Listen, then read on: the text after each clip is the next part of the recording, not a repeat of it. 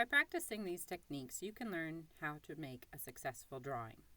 At the end of this unit, you should be able to say the following with confidence. I can draw an object from observation by breaking it down into shapes and estimating proportions. I can fill the space, including a background. I can be patient with myself and fix mistakes without starting over. Drawing from observation means using your eyes to look carefully at an actual 3D object or a picture, then using your brain, hands, and tools to copy it onto paper. Your eyes will go back and forth regularly between the object and your own paper, looking for size, shapes, lines, and details. Before you start drawing, though, you'll need to decide on the orientation of your paper. If your object is taller than it is wide, consider orienting your paper vertically. A tall or vertical paper is sometimes called portrait orientation because people are taller than they are wide. If your object is wider than it is tall, like this car, you'll probably turn your paper horizontal. A horizontal or wide format is called a landscape orientation. Which way would you orient your paper to draw this? If you said vertical, a portrait, bravo, you're right. Which way would you orient your paper to draw this? If you said horizontal or landscape, you're spot on. How big will your object be? Probably pretty big to emphasize it and catch the viewer's eye. This object is your focal point. You want someone who looks at your picture to know that this object is important. If you draw too small, there's going to be a lot of empty paper. I hope you have a plan for all this negative space. Maybe make your object bigger from the very beginning. Proportion. How big are the parts in relation to other parts? Is the body bigger than the head? Are the legs all about the same length? How far apart are the eyes? Does something look smaller when it's further away? Consider the relative size of different shapes as you draw. What's wrong with the proportions in this drawing? If you said that this guy has a tiny head, a huge nose, and a large body and hands, you're right. You may want to turn your paper as you draw to give your hand a different angle on the drawing, even if that means your picture is sideways or upside down as you're working. This is the most important one. Draw light until you know it's right.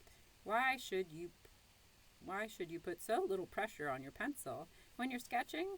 Well, first of all, if you make a mistake, a light line is easier to erase. Plus, as you sketch, you will likely make lots of guidelines or ghost lines that are useful now, but that you don't want in your final drawing. To copy a picture or to draw from an actual 3D object, there are different ways to draw from observation. You can copy a picture using a grid. You can draw very slowly, looking at the object with laser vision in an effort to get it right the very first time, using contour lines. Or, my favorite, break the object into basic shapes. I think this is the most useful because it works with almost any object. Look for squares, triangles, circles, ovals, jelly bean, and football shapes. Start with the biggest shapes first. Keep in mind that shapes may overlap or cross through each other. Always remember to draw lightly. You will not need all of these lines in your final drawing. Here's the biggest two shapes. They're already overlapping. Now I'm going to get some arms and feet in there, almost all ovals right now, and some connecting straighter lines. Smaller shapes as I add detail. Now let's take a closer look at the face. There's another oval for the nose, a teardrop for the schnoz there, and two circles for the eyes. Now that you have constructed your sketch, you have to decide which lines are not needed in your final drawing. Which objects overlap the ones in back? Erase any extra guidelines. Consider going over your final lines with a black marker to darken them.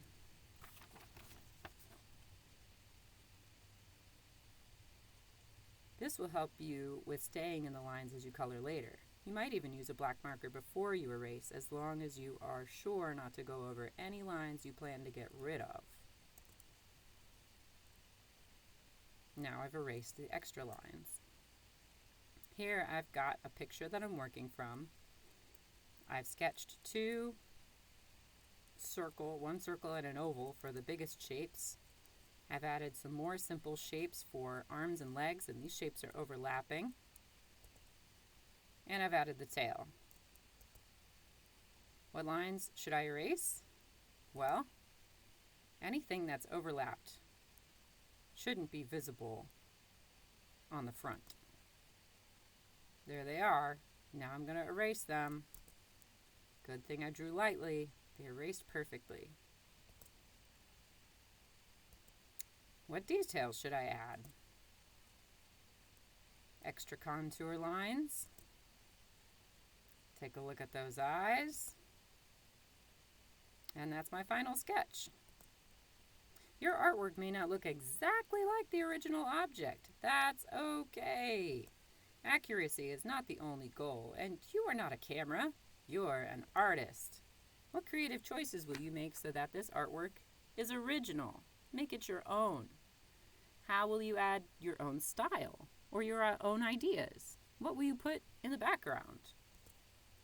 To review, choose a paper orientation. Draw lightly. Use basic shapes to create a rough sketch of your object. Shapes will probably overlap. Erase mistakes and lines that you don't need in your final drawing. Be creative and be patient with yourself and the process. Nobody is born a pro.